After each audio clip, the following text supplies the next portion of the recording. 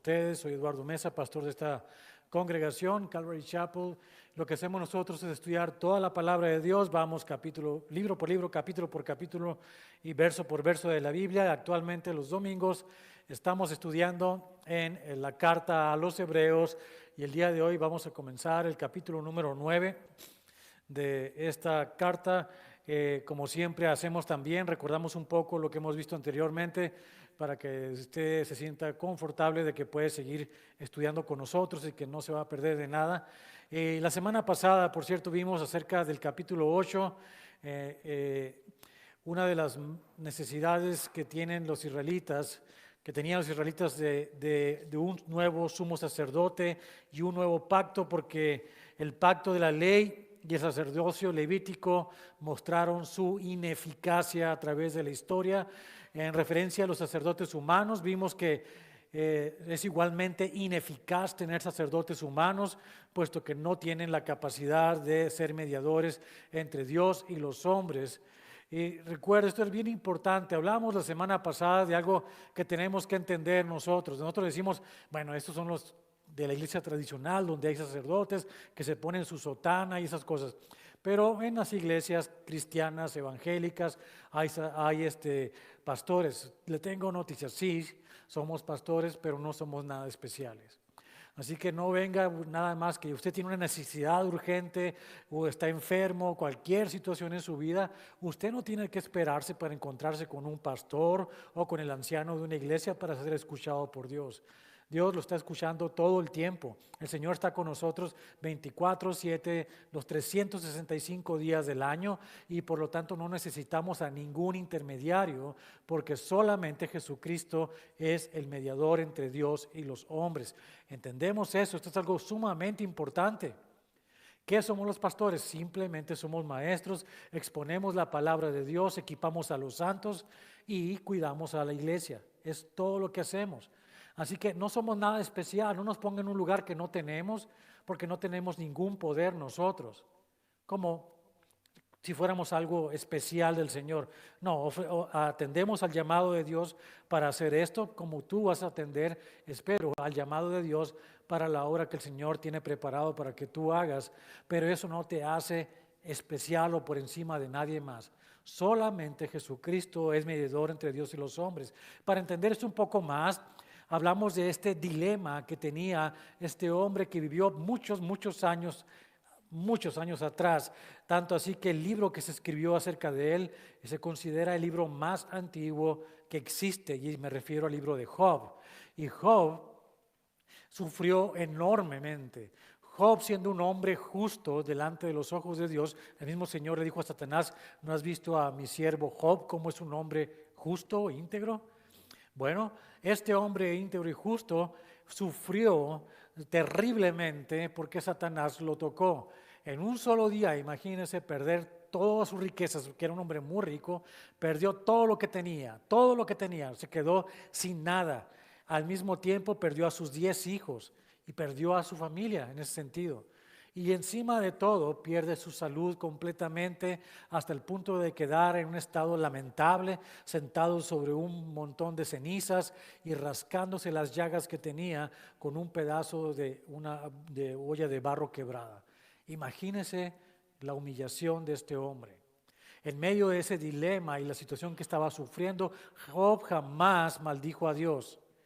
Y en su comunicación con Dios, en su manera de encontrarse con Él habló estas palabras, hizo este cuestionamiento que nos llega a nosotros a nuestros días también, y que debemos entender de dónde viene, de esa necesidad que tenemos de ser satisfechos en nuestras necesidades. Y dice de esta manera, la pregunta que la lanzó en el capítulo 9, que les dejé de tarea estudiaran de Job. Pero básicamente la pregunta es: ¿y cómo se justificará el hombre con Dios? ¿Y cómo se justificará el hombre con Dios? Es decir, ¿cómo podemos tener acceso a Dios? ¿Cómo podemos tener acceso a que el Señor nos bendiga? ¿Cómo podemos tener acceso a estar con Él cuando Él es santo, santo, santo? Y nosotros somos pecadores. Y le pido por favor sus teléfonos los apague Vamos a concentrarnos en la palabra de Dios.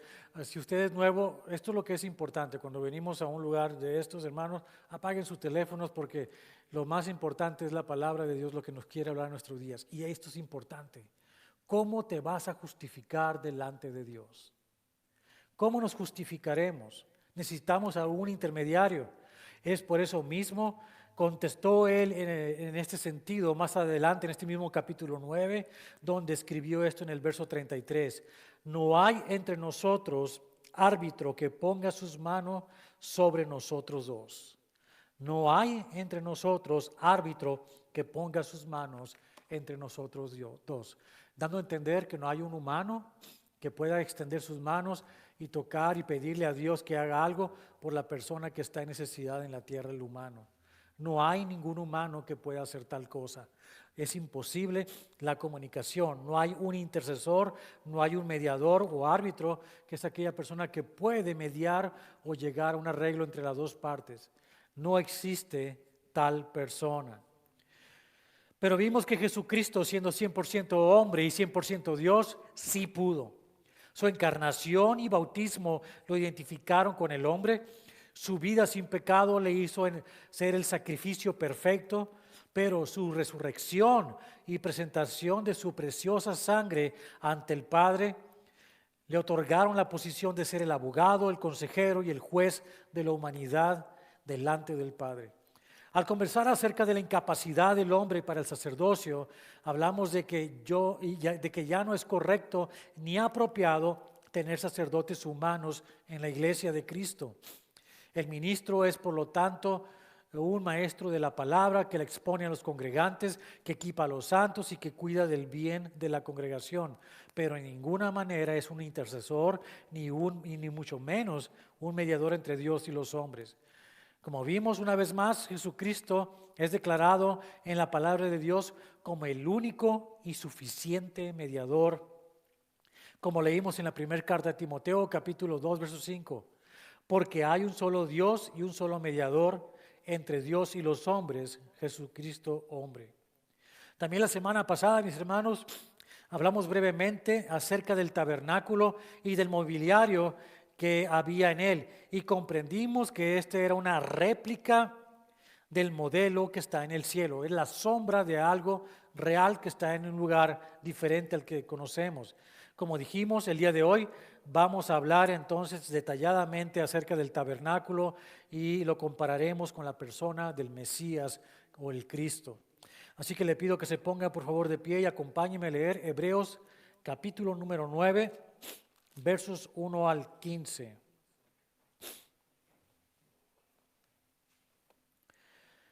Ahora bien, aún el primer pacto tenía ordenanzas de culto y un santuario terrenal, porque el tabernáculo estaba dispuesto así.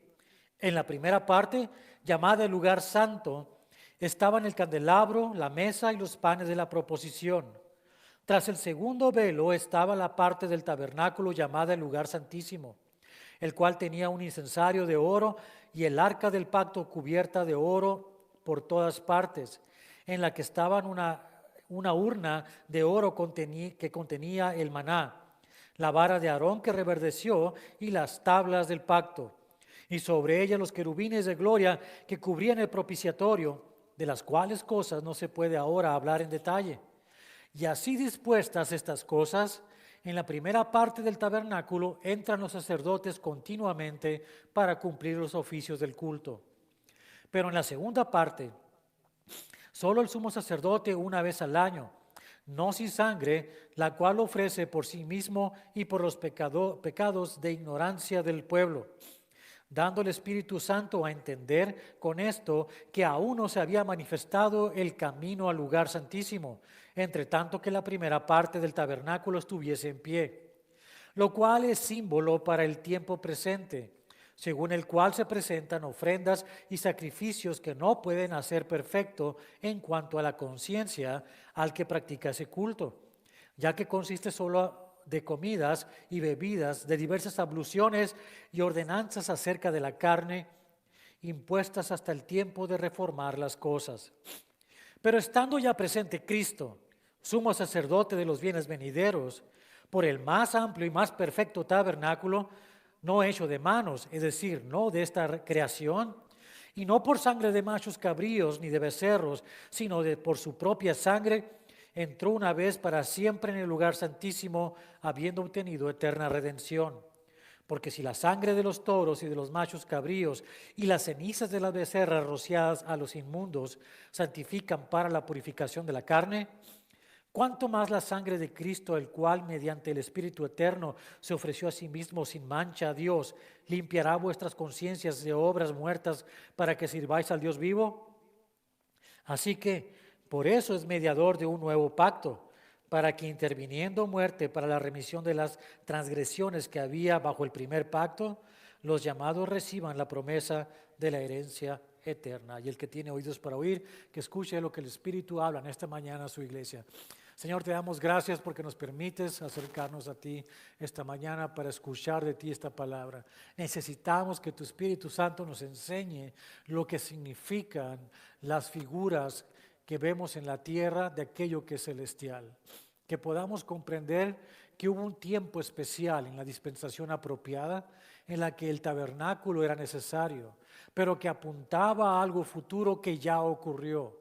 Y por lo tanto ya no necesitamos de ese tabernáculo. Ayúdanos a comprender estas cosas, revélate a nosotros, Señor, y que podamos ver a Cristo reflejado en la construcción del edificio llamado el tabernáculo. Y te damos gracias, Señor, porque nos quieres enseñar a través de ello que hoy mismo, en este día donde estamos nosotros, solamente te necesitamos a ti, Señor Jesucristo, como nuestro mediador con el Padre. Y no hay nadie más que nos pueda llevar en su intercesión las peticiones que tenemos en nuestros corazones al Padre. Solamente tú, Señor. Y te damos gracias también por la promesa del Espíritu Santo que intercede por nosotros, aún traduciendo nuestras débiles e imperfectas oraciones, que aunque no sepamos lo que pedimos, Señor, tú sí sabes lo que necesitamos.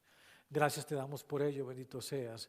Te agradecemos lo que haces en nuestras vidas y esperamos que transforme nuestra manera de pensar, de manera que te demos a ti la gloria y la honra en el nombre de Jesucristo. Amén. Puede sentarse.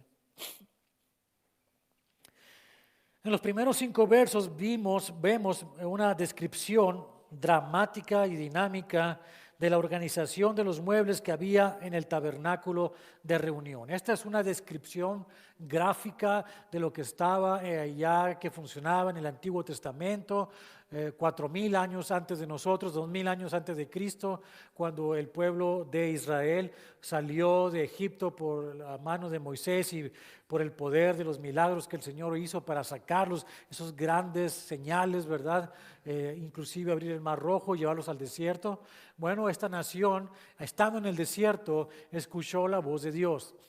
Y Dios les hablaba a ellos, pero la gente en un momento dado tuvo miedo y terror de Dios, lo cual es comprensible, porque somos humanos y somos pecadores, y nuestra naturaleza pecadora nos impide estar en la presencia de un Dios que es santo, santo, santo. Hay una diferencia con el Dios de hoy que tenemos en nuestros días y por lo tanto podemos acercarnos simplemente cual somos a hablar con Dios. No hay ninguna diferencia. Y déjale una cosa, si venimos a este lugar al que llamamos iglesia porque estamos reunidos aquí, los que somos los santos del Señor, y si no entendemos una cosa, que deberíamos cuando entramos por esa puerta tener terror y espanto si venimos con pecados, entonces estamos hablando de un Dios que no existe y no es el Dios de la Biblia. La realidad de las cosas es que debemos de pensar como Jacob pensó aquella noche que anduvo huyendo por el desierto, que durmió y puso su cabeza sobre una piedra como almohada y que despertó en la mañana después de la visión que tuvo y dijo estas palabras: terrible lugar es este, porque la presencia de Dios está aquí. Y si tú no sientes que este es un lugar terrible, de espanto, en el que tú estás y vienes con un pecado y no lo has confesado, entonces estás en el lugar equivocado. La iglesia de Cristo debe ser el lugar donde se muevan las paredes, donde tiemble por el terror y el espanto de estar en pecado. Esa es la realidad. Por supuesto que tenemos acceso al trono de la gracia, vamos a hablar de eso el día de hoy. Pero si venimos a este día, en este día, y sabemos todos que hemos pecado en este mismo día, y no confesamos nuestro pecado al Señor, no le decimos inmediatamente en cuanto hemos caído, perdóname porque cometí un pecado contra ti, Señor. Si no nos hemos hecho esto, venimos a este lugar y despreciamos la persona de Dios. Dios es santo, santo, santo. Y vale más que lo tengamos presente siempre. Y es algo terrible encontrarse en las manos de un Dios así de santo. Y ese es el único Dios que existe. Así que vale más que tengamos ese cuidado y entendamos lo que significa esto. A través del mobiliario que había en el lugar que se llamaba el tabernáculo de la reunión, podemos comprender mucho de la santidad de Dios, pero también podemos comprender algo bien importante, del mediador que hay entre Dios y los hombres. Y vamos a hablar de eso el día de hoy. Vamos a entender qué es lo que nos quiere decir el autor de la carta a los hebreos con el primero de los versos que están escritos aquí. Dice, ahora bien, aún el primer pacto tenía ordenanzas de culto y un santuario terrenal. En este verso ocurre algo interesante con esa palabra, ahora bien. ¿A qué se refiere eso? Está haciendo una comparación. ¿Una comparación entre qué? La comparación está entre eso que dice ahí, ordenanzas de culto y santuario terrenal, y algo más. ¿Contra qué lo está comparando? Bueno, lo está comparando contra lo que dice en los versos 11 y 12, ahí mismo en la carta a los hebreos, que dice de esta manera. Pero estando ya presente Cristo, sumo sacerdote de los bienes venideros, por el más amplio y perfecto tabernáculo, no hecho de manos, es decir, no de esta creación, y no por sangre de machos cabríos ni de becerros, sino por su propia sangre, entró una vez para siempre en el lugar santísimo, habiendo obtenido redención. Esa es la comparación. Compara el tabernáculo terrenal que erigió Moisés una vez que copió el modelo original que vio en el monte, que era algo que estaba en el cielo, y lo hizo, lo transmitió a los artífices, a quien Dios llamó y nombró personalmente y le dijo, tráeme a tal persona y tráeme a tal persona. Y a esas personas el Espíritu Santo les infundió, les preparó para hacer obras con oro, con madera, con pieles, con telas y diferentes cosas, dependiendo de la necesidad que había de construir este modelo. Y simplemente Moisés les dijo qué hacer y ellos lo pudieron hacer. Y erigieron ese tabernáculo, pero algo significa ese tabernáculo. No es simplemente un lugar al que la gente iba a reunirse. Hay algo más en él que tenemos que comprender y es algo que los teólogos de todos los tiempos han entendido perfectamente lo que significa y podemos coincidir con ellos en ese significado que tenemos hasta el día de hoy. El tabernáculo descrito en los versos 11 al 12, como ya les dijimos, es el Señor Jesucristo, que es la comparación contra la que vamos a hablar en estos momentos, sabiendo que se trata de la comparación entonces de la operación hecha cuando el sumo sacerdote ofrecía una vez al año durante la fiesta de la expiación o el Yom Kippur, que por cierto este año cae en octubre 8.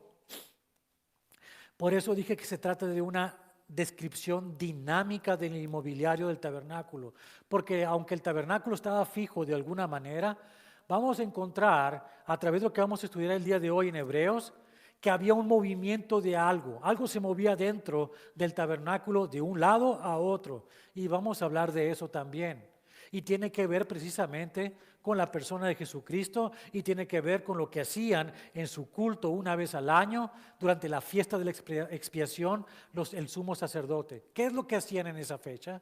Lo que hacían en el Yom Kippur o la fiesta de la expiación era el único día del año en que los pecados del pueblo de Israel eran presentados a Dios a través de un sacrificio para remisión de estos pecados. Obviamente el sacrificio de animales no puede garantizar el perdón de nada, pero la fe que la gente ponía en ese sacrificio, si eran sinceros, bueno, más adelante les voy a decir qué pasa con esa fe, porque eso es del Antiguo Testamento, ¿verdad? Eso fue antes de Cristo, pero Cristo ya está aquí. Eso es lo importante. Así que vamos a hacer la comparación perfectamente y vamos a entenderlo. Y comenzamos con el primero de esos versos, el número 2, dice, porque el tabernáculo estaba dispuesto así. Es decir, este es el orden en que estaban acomodadas las cosas.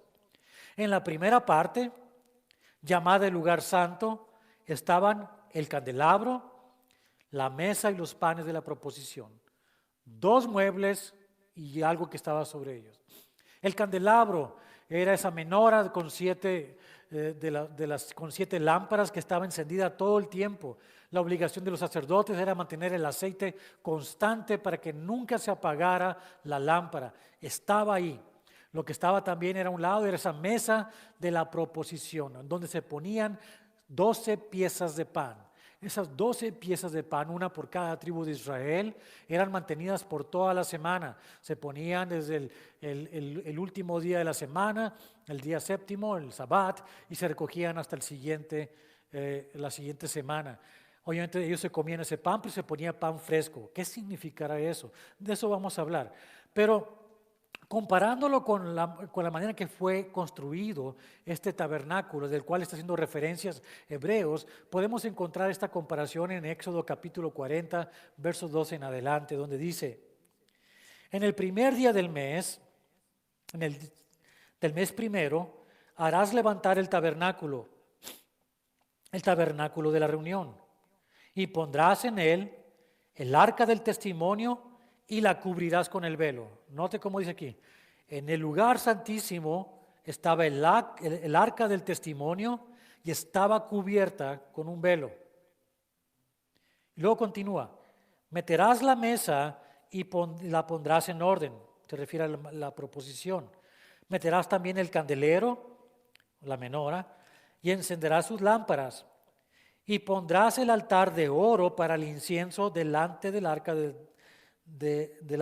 testimonio, y pondrás las cortinas delante a la entrada del tabernáculo. Es decir, el arca del testimonio estaba detrás del velo, y de este lado del velo estaba también este mueble que era de oro donde se quemaba el incienso. Así es como estaba normalmente el mobiliario. Pero en Hebreos vemos que el incensario precisamente está en el lugar santísimo, junto al arca del testimonio. Y la pregunta es, ¿habrá un error en esto? No, volvemos a lo mismo. Por eso estoy diciendo que se trata de una descripción dinámica, lo que dice Hebreos 9, y tiene que ver con lo que ocurría el día de la expiación. El día de la expiación, solamente el sumo sacerdote podía entrar a ese lugar santísimo. Nunca nadie más entraba a ese lugar. Era un lugar cerrado y tenía este velo y nadie podía entrar ahí. Pero una vez al año, el sumo sacerdote se ponía su indumentaria especial. La tradición dice también que se ponía en una cadena en uno de los pies y era suficientemente larga para llegar hasta el atrio afuera, y cascabeles en los pies, de manera que cuando él diera pasos se escuchara el ruido de sus pasos mientras caminaba. Y este hombre llevaba en una vasija la sangre del sacrificio que había sido hecho en expiación de los pecados. Y en la otra mano, cuando llegaba al lugar santo, tomaba el incensario y entraba con estos 2 objetos en sus manos detrás del velo a ofrecer sacrificio con el incienso.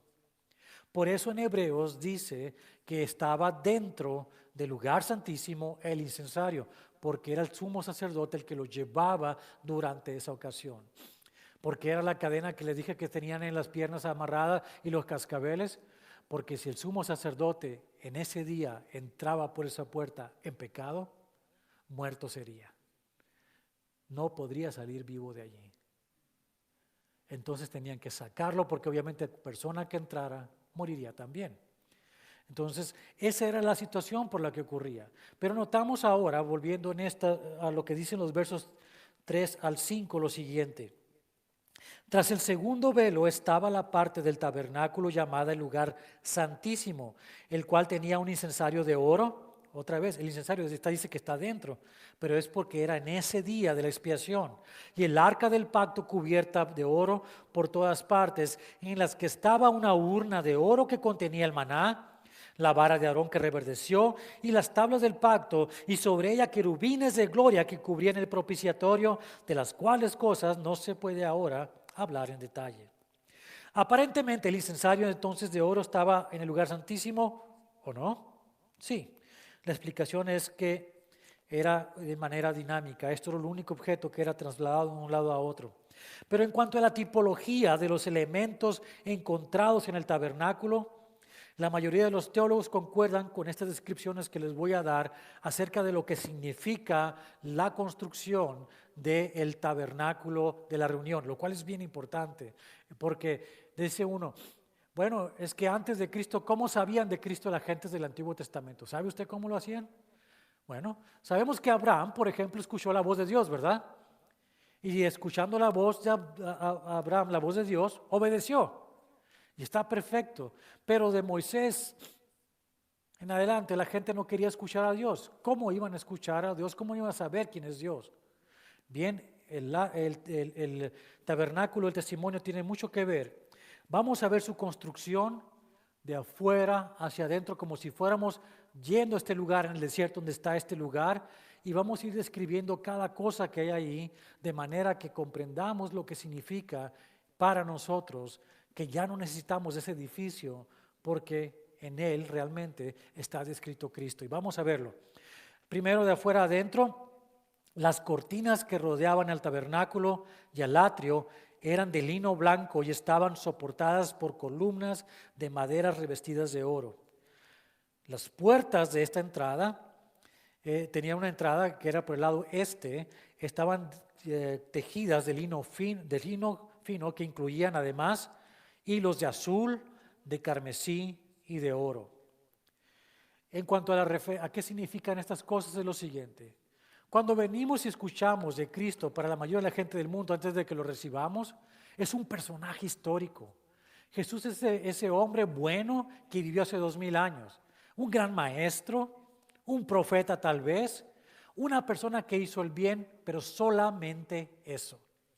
Y por fuera el tabernáculo con esas cortinas blancas, con sus columnas de madera recubiertas de oro, representan eso.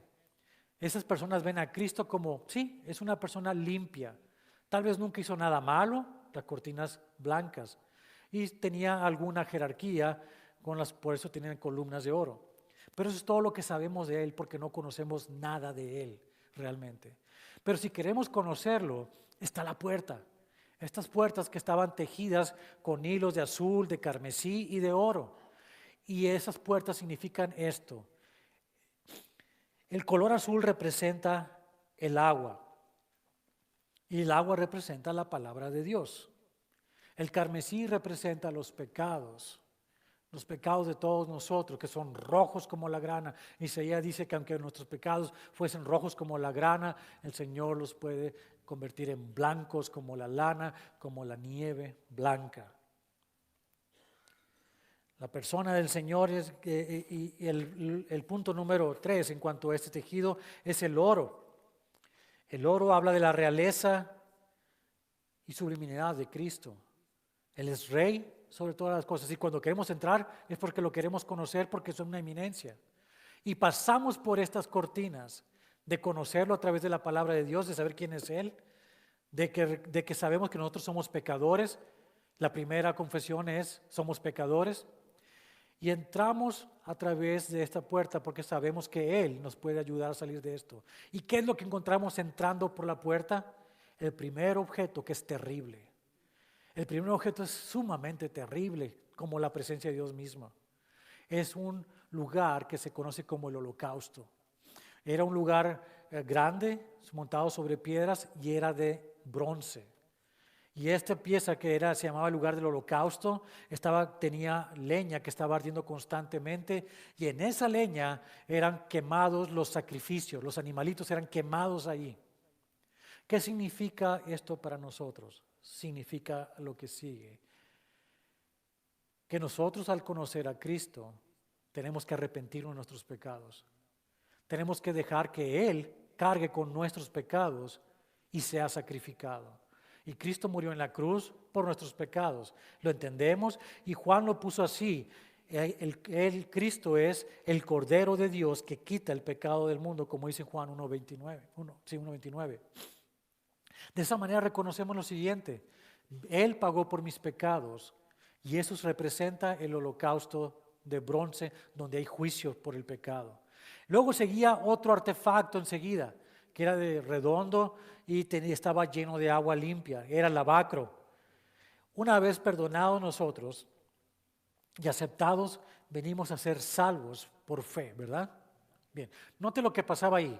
Los sacerdotes, que eran los que estaban constantemente todos los días entrando y saliendo del lugar santo para ofrecer los sacrificios, que quemaban los animalitos, que hacían todas estas cosas, tenían que estar limpiándose constantemente para poder hacerlos limpios, sin que tuviera siquiera sudor en su cuerpo. ¿Y qué es lo que hacían? Constantemente se estaban lavando ahí. Cada vez que tenían un mal pensamiento, a lavarse. Cada que pasaba algo, tenían que lavarse otra vez. Se lavaban y se lavaban todo el día y se ponían después este lino blanco, limpio, fresco, para no sudar y no contaminar aquello que era santo, que era el sacrificio. Si nosotros somos salvos, entonces, para nosotros el lavacro significa algo especial. Que una vez todos nuestros pecados ya fueron perdonados, el día de nuestra salvación, ¿verdad? Ese día reconocimos, nos arrepentimos de nuestros pecados y fuimos perdonados. Pero sí o no, después de ese día, apenas habiendo recibido al Señor, saliste y cometiste un pecado. Y todavía hasta esta misma mañana, como te dije hace rato, seguramente cometimos uno o miles de pecados, ¿verdad? Todos los días. Lo que necesitamos es nosotros simplemente lavarnos porque ya somos santificados. No fue así como el Señor les dijo a sus discípulos cuando estaban en el aposento alto, que les dijo: si no te lavare, no tendrás parte conmigo. Juan capítulo 13, versos 8b. Y en la primera carta de Juan capítulo 9 nos dice esto el Señor: si confesamos nuestros pecados, Él es fiel y justo para perdonar nuestros pecados y limpiarnos de toda maldad. Esa es la confianza que tenemos de poder lavarnos en todo momento. De manera que cuando venimos a este lugar no tenemos miedo de que las paredes tiemblen y que sea un lugar terrible, porque tenemos confianza de que estamos limpios. Después de este lugar, que es el lugar de afuera del atrio, entonces llegamos por fin a este lugar que se conocía como el lugar santo. Y era lo que rodeaba y tenía dentro un lugar que se llamaba lugar santísimo. Pero este lugar era construido de tablas de madera, de acacia, que estaban recubiertas por oro. Todo el piso, todos los lados, todas las paredes estaban cubiertas de estas tablas. Y el techo estaba cubierto por pieles de camello y tejidos especiales, de manera que estaba aislado de todo lo demás. Entonces el sacerdote que estaba limpio podía venir y ofrecer sacrificios y entrar a este lugar todo el tiempo y hacer lo que tenía que hacer, elevar oraciones, este tipo de cosas. Y esto es lo que se encontraba dentro del lugar que estaba ahí, el lugar santo, que es el conocimiento de Cristo. Ya conocimos, ya sabíamos quién era Cristo por fuera, nos llamó la atención, cruzamos la puerta, pedimos perdón por nuestros pecados, somos salvos, ahora nos lavamos, pero el Señor no se queda ahí, ¿verdad? Hablamos de lo que es tomar leche espiritual, hasta ahí está la leche espiritual, hasta el atrio. Pero el Señor quiere que lo conozcamos más y que crezcamos en madurez. Hay que entrar al lugar santo. Y entrar al lugar santo encontramos que hay una mesa con los panes de la proposición. Y en ese lugar es donde el Señor Jesús nos llama amigos. El pan que está con nosotros. Él nos dio a comer pan simbolizando su cuerpo quebrado en favor de nosotros y nos hizo amigos. Por eso hay pan ahí todo el tiempo. Todo el tiempo está ahí. Y el candelabro también que está ahí de las 7 lámparas. Jesús dijo esto acerca de sí mismo en Juan capítulo 8, verso 12b. Yo soy la luz del mundo, el que me sigue no andará en tinieblas, sino que tendrá la luz de la vida. 7 lámparas en un candelabro, 7 días de la semana. El Señor está siempre con nosotros. Eso es lo que significa. Señor Jesús está con nosotros siempre. Luego estaba el incensario, como les dije, según la construcción de Éxodo 40. El incensario estando en el lugar santo, ahí cuando estaba en ese lugar, son las oraciones nuestras que, como dice en Apocalipsis capítulo 5, verso 8, son incienso para el Señor. Lo leemos y dice, y cuando hubo tomado el libro, los 4 seres vivientes y los 24 ancianos se postraron delante del Cordero. Todos tenían arpas y copas de oro llenas de incienso, que son las oraciones de los santos. Nuestras oraciones son como incienso para Él. Y cuando conocemos a Dios, cuando estamos en el lugar santo, es lo que elevamos a Él, oraciones como incienso para Él. Pero esto no se queda ahí. Recuerda que este mueble, el incensario, también entra al lugar santísimo. Vamos a ver eso ahora. Describamos el lugar santísimo rápidamente. Esto representa a Cristo exaltado al cielo, sentado a la diestra de Dios Padre, como leímos en Hebreos 4:14, capítulo 6 también, 19 al 20, y capítulo 7, verso 26.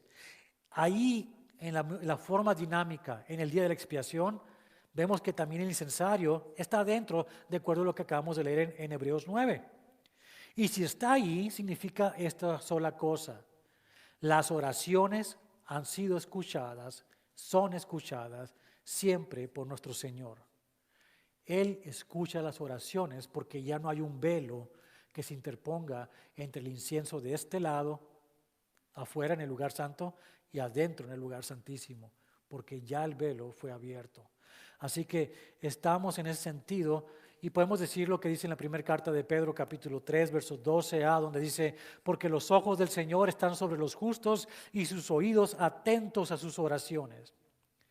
Y luego está el arca del testimonio, este mueble que tiene varias cosas, y este representa las características de Cristo como Salvador nuestro. Y hay 3 cosas adentro. Una, el maná, contenido en una vasija, ¿verdad? Jesús dijo, yo soy el pan vivo que descendió del cielo. Si alguno comiere de este pan, vivirá para siempre. Y el pan que yo daré es mi carne, la cual yo daré por la vida del mundo. Juan capítulo 6, verso 51. Él es el maná que descendió del cielo. Así como ellos comían maná, nosotros tenemos el maná diariamente. Él es nuestro pan de vida. Y luego dice que tiene también la vara de Aarón, que reverdeció. Cuando estaban por construir el tabernáculo y después querían escoger el pueblo a un sacerdote, sabiendo Moisés que era Aarón el sacerdote, no lo dejó así a la ligera y dijo, porque yo digo, sino les puso una prueba. Y aquellos que querían ser parte de esto, les pidieron a todos ellos que pusieran su vara en una mesa, en el tabernáculo, y la dejaron ahí. Y al día siguiente fueron a verla, y una de las varas había reverdecido y había inclusive brotado hasta flores, y era la vara de Aarón. ¿Qué es esto? Esto representa la resurrección de Jesucristo. La vara era una rama seca, muerta de algún árbol, pero al reverdecer volvió a tener vida como Jesucristo al resucitar. Y luego las tablas de la ley. Jesucristo, mis hermanos, es la única persona que cumplió toda la ley al ser inocente. Jamás cometió un pecado. Y sin embargo, también pagó por la ley, por los pecados nuestros. Por eso están las tablas de la ley contenidas en ese lugar. Además, estaba todo esto recubierto por el propiciatorio. Estaban esos querubines de oro que tenían las alas hacia adentro. Y ese era el lugar donde Dios hablaba. Y sabemos que ese lugar es un lugar donde se sienta Dios, en este caso Jesucristo, y es en el lugar que está en el cielo, donde Él está sentado hoy mismo, intercediendo por nosotros. Si veamos ahora los versos 6 al 10. Y dispuestas así estas cosas, en la primera parte del tabernáculo entran los sacerdotes continuamente para cumplir los oficios del culto. Pero en la segunda parte, solo el sumo sacerdote una vez al año, no sin sangre, la cual ofrece por sí mismo y por los pecados de ignorancia del pueblo, dando el Espíritu Santo a entender que con esto que aún no se había manifestado el camino al lugar santísimo, entre tanto que la primera parte del tabernáculo estuviese en pie, lo cual es símbolo para el tiempo presente, según el cual se presentan ofrendas y sacrificios que no pueden hacer perfecto en cuanto a la conciencia al que practica este culto, ya que consiste solo de comidas y de bebidas, de diversas abluciones y de ordenanzas acerca de la carne, impuestas hasta el tiempo de reformar las cosas. Hay 2 cosas. Lo que nos está diciendo aquí son importantes. La primera es que el camino no estaba abierto todavía del lugar santo al lugar santísimo en esa época. Pero cuando Cristo murió, cuando estaba en esa cruz, cuando exclamó esas últimas palabras antes de entregar el Espíritu, consumado es decir, todo está hecho, y murió. Hubo un gran terremoto en ese momento, y en ese terremoto el templo también se sacudió, y el velo que dividía, que prohibía el camino a ese lugar, se rompió, se rasgó de arriba a abajo. Si algo hubiera hecho el hombre, lo hubiera hecho de abajo hacia arriba, pero Dios lo hizo, por eso es de arriba hacia abajo. Es algo que Dios hizo a través de lo que el Hijo había hecho en ese sacrificio. Y entonces ya hay un lugar, un camino para entrar al lugar santísimo. Dice que todo esto está al tiempo de la reforma, de reformar las cosas. Reformar significa llegar lo que estamos ahorita a la forma original. La forma original. Eso significa reforma. La forma original es la comunión entre el hombre y Dios. El estar en intimidad, en constante comunión. Y eso se logró a través de lo que Cristo hizo entonces en la cruz.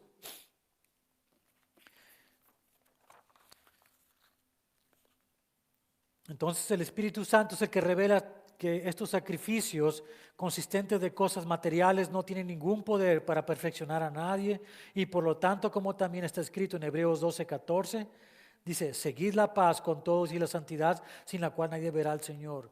La única manera en que podemos entrar a ese lugar es porque somos santos, no en nuestros méritos, sino en la justicia que Cristo nos impone a nosotros, porque Él puede hacer eso.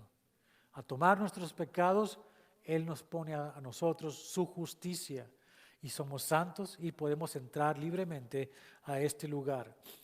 Para concluir los versos 11 al 15, cuando un pastor dice concluir, cuidado con ello, no significa que ya se acabó, no cierre su Biblia todavía. Pero estando ya presente Cristo, sumo sacerdote de los bienes venideros, por el más amplio y más perfecto tabernáculo, no hecho de manos, es decir, no de esta creación, y no por sangre de machos cabríos ni de becerros, sino por su propia sangre, entró una vez para siempre en el lugar santísimo, habiendo obtenido eterna redención. Porque si la sangre de los toros y de los machos cabríos y las cenizas de la becerra rociadas a los inmundos santifican para la purificación de la carne, ¿cuánto más la sangre de Cristo, el cual mediante del Espíritu eterno se ofreció a sí mismo sin mancha a Dios, limpiará vuestras conciencias de obras muertas para que sirváis al Dios vivo? Así que por eso es mediador de un nuevo pacto, para que interviniendo muerte para la remisión de las transgresiones que habían bajo el primer pacto, los llamados reciban la promesa de la herencia eterna. La exhortación es a la iglesia del primer siglo, compuesta por judíos, pero también es a la iglesia de nuestros tiempos, para que seamos sabios y no caigamos en el error de la religiosidad, en la que hacemos cosas porque alguien más lo hace. A veces venimos, mis hermanos, porque decimos que somos cristianos, ya pensamos que lo que hacemos está bien y no lo cuestionamos. Y a veces venimos con estas cosas y estos cuestionamientos que me hacen algunas personas y digo, ¿están estudiando la palabra de Dios? ¿Por qué hacen esta cosa o por qué hacen aquella cosa? Y la verdad de las cosas es que están oyendo a alguien que hizo tal cosa y por eso ellos lo hacen. Y es bien común. Así que religiosos no solamente son aquellos que van ciertos días a un lugar especial a escuchar a una persona con una sotana larga. No. Somos muchos de nosotros a veces, porque no discernimos, porque no estudiamos, porque no buscamos comprender la razón de las cosas que nos son enseñadas. Qué importante es que estudiemos la palabra de Dios y no nos dejemos llevar por esas cosas. Hace apenas unos minutos me hizo una hermana un comentario de una persona que está volviendo, parece, a un grupo de personas ya mentalmente afligidas, porque hay una persona en una cárcel que está diciendo que los nombres de Jesús, los números que estos traen, significa que no sé qué cosa, acontecimiento va a pasar, que es algo terrible que va a venir. Paren eso. Paren eso. Si una persona se llama profeta, ¿Qué tenemos que hacer? No escucharlo, no lo escuchen. No hay profetas, ya hemos estudiado la palabra de Dios, no hay profetas hoy en día. No escuchen a esa persona. Olvídense de lo que está diciendo, no hagan caso. ¿Para qué nos angustiamos por cosas que no son ciertas? Tengamos ese cuidado, mis hermanos, de hacer todos a un lado y cuestionar cada cosa y estar agudos en nuestra manera de pensar, porque sabemos la palabra de Dios, como está nuestra hermana, que no se dejó engañar, que dijo, esto huele mal. Y sí, huele feo, terrible.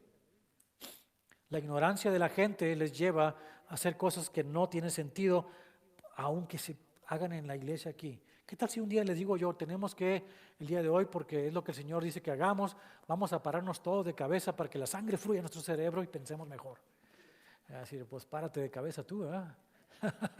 A ver cómo te va. ¿En qué parte de la Biblia dice eso? Que hagamos tales cosas. No. Seamos atentos a lo que el Señor nos pide y que hagamos. El punto de cambio, lo que nos permite dejar atrás toda costumbre y religión, es la realidad de Cristo, quien es la figura original del tabernáculo, que si vivió en la carne una vida libre de pecado, quien se ofreció a sí mismo en rescate de todos y derramada su sangre preciosa, rasgó el velo que separaba el lugar santo del lugar santísimo de arriba abajo, dándonos a entender que ahora todos tenemos acceso al propiciatorio, santos no por nuestros méritos, sino por la justicia del Hijo de Dios impuesta sobre nosotros. Siendo santificados entonces, nosotros podemos acercarnos confiadamente al trono de la gracia, como dice en Hebreos 4:16. Entonces Cristo es mediador de un nuevo pacto, mejor pacto, es decir, de la voluntad y deseo de Dios de salvar a la humanidad de sus pecados por medio del sacrificio de su Hijo Jesucristo. Ahora volvamos a aquellas personas del Antiguo Testamento temporalmente. ¿Ustedes creen que esas personas son salvas? ¿Están en el cielo o en dónde están? La respuesta está en esto. Si esa persona, ese israelita de hace 4000 años, traía la mejor de el primero, el más hermoso de sus animalitos a sacrificar en la fiesta del Yom Kippur, porque sabía que tenía pecado y que de esa manera, poniendo su fe en ese acto, él iba a ser remitido de esos pecados. Déjele digo algo, escrito está aquí en el verso número 15. Así que por eso es mediador de un nuevo pacto, para que interviniendo muerte por la remisión de las transgresiones que habían bajo el primer pacto, los llamados reciban la promesa de la herencia eterna. Ahí nos da a entender algo. ¿Cómo fue que Abraham es salvo? Porque por fe creyó a lo que el Señor le dijo.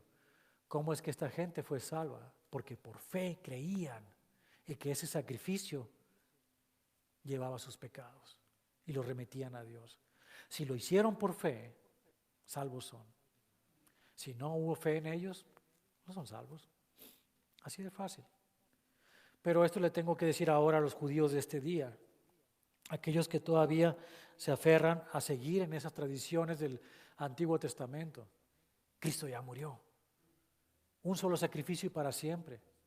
Así que si ellos no reciben ese sacrificio, no pueden ser salvos. Serán la nación escogida de Dios y Dios trata con ellos. Pero no podemos garantizar que son salvos. Y tenemos que llevar ese mensaje a ellos. Eso es lo que nos toca a nosotros de este lado del cielo, mis hermanos. Y entendamos nada más esto. Vamos a continuar la siguiente semana con la diferencia entre lo que es un pacto y lo que es un testamento, porque son dos cosas diferentes que muchas veces confundimos. Es hora de aclarar que hay una diferencia entre un pacto y un testamento. Entonces vamos a hacerlo la próxima semana. Oremos por lo pronto. Y a aquellos que quieran acompañarnos, por favor, a la conferencia de pastores y líderes, todos son bienvenidos. Voy a ponerme allá afuera con una lista, un papel, y voy a apuntar sus nombres para que los apunten. Y el pago de $15, usted lo puede hacer cuando llegue allá. No hay ningún problema por ello, pero sí necesitamos saber cuántas personas son. Así que le voy a pedir que se acerque conmigo para hacer eso. Y también hoy en la tarde, si gusta acompañarnos a las 6 de la tarde, ahí en el Corner Bakery de ¿cómo se llama? Dustin Marketplace. Tenemos Pastor's Perspective, es decir, puede usted traer las preguntas que usted tiene, con mucho gusto lo hacemos dobles. ¿Verdad? Entonces, vamos a orar. Te damos gracias, Padre hermoso, porque eres bueno con nosotros y nos amas y nos bendices abundantemente. Y qué importante conocer, Señor, que tú te has mostrado a través de las dispensaciones al hombre. Cómo hablaste al pueblo de Israel en el desierto y les mostraste que había un Salvador. Alguien que había que conocer a través de entrar en Él, en el conocimiento de quién es, de arrepentirnos de nuestros pecados y de mantenernos limpios a través de la confesión diaria de nuestros pecados. Cómo esta gente, Señor, podía comprender que una vez al año podía alguien interceder por ellos, ser mediador entre tú y los hombres. Y entendemos, Señor, que tal cosa era ineficaz, sin embargo lo hacían por fe, y aquellos que lo hicieron por fe les fue contado por justicia. Pero ahora, Señor, habiéndose cumplido las cosas, estando tú, Cristo, sentado a la diestra de Dios Padre, no necesitamos rituales, no necesitamos religiones, no necesitamos ni siquiera un lugar específico para acercarnos a ti. Nuestras oraciones cruzan el camino que está abierto, porque no hay un velo que nos impida entrar a tu presencia. Te damos gracias por esa gran libertad que nos das de acercarnos a ti como amigos, como hijos tuyos, amados, y que cada oración nuestra es escuchada por ti. Y que sí, la pregunta de Job fue contestada. Y tú, Jesucristo, eres ese mediador que pone su mano entre Dios Padre y nosotros mortales. Dios santo, santo, santo, y nosotros mortales pecadores. Gracias por lo que hiciste en esa cruz. Tomando todos nuestros pecados, nos vestiste con tu justicia. Y en Apocalipsis podemos leer que tendremos ropajes de color blanco, simbolizando la justicia que tu sangre compró para nosotros. Gracias te damos, Señor, por estas grandes verdades y que podamos seguir creciendo en esta espiral del conocimiento de quién eres tú. Que podamos entrar a este lugar santísimo todos los días al conocerte personal e íntimamente. Gracias te damos en el nombre de Jesucristo. Amén. Dios los bendiga.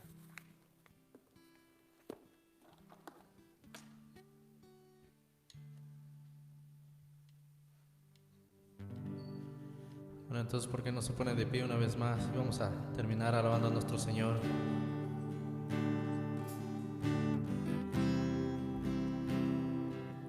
¿A cuánto les gusta escuchar la voz de Dios? Amén.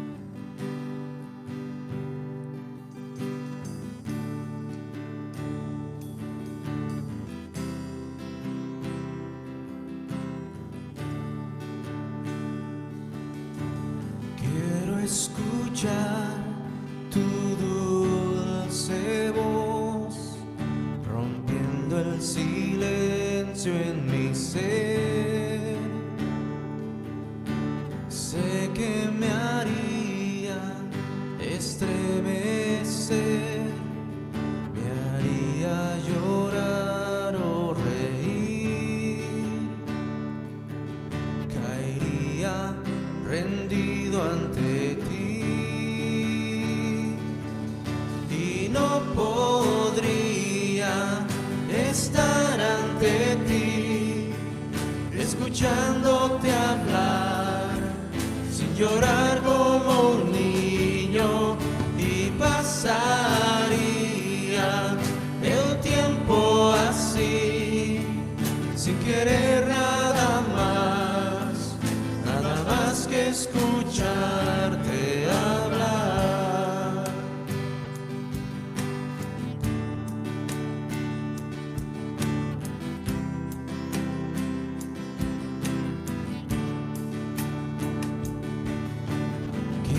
Escuchar tu dulce voz, rompiendo el silencio en mi ser. que me haría estremecer, me haría llorar o reír, caería rendido ante ti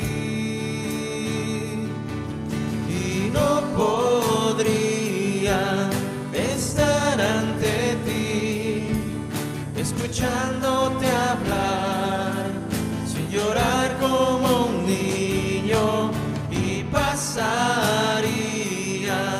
el tiempo así sin querer nada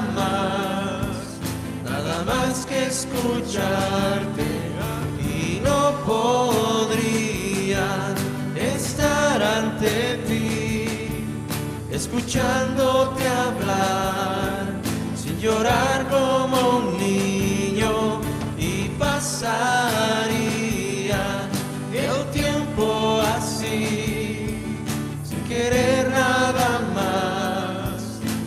más que escucharte hablar.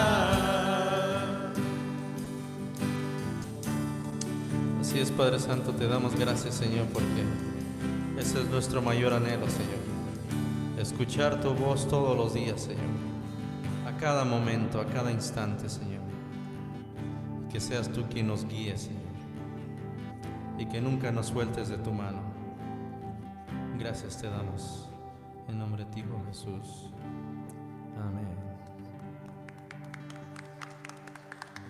Bueno, que pasen una feliz tarde. Nos vemos el miércoles a las 7, no se le olvide.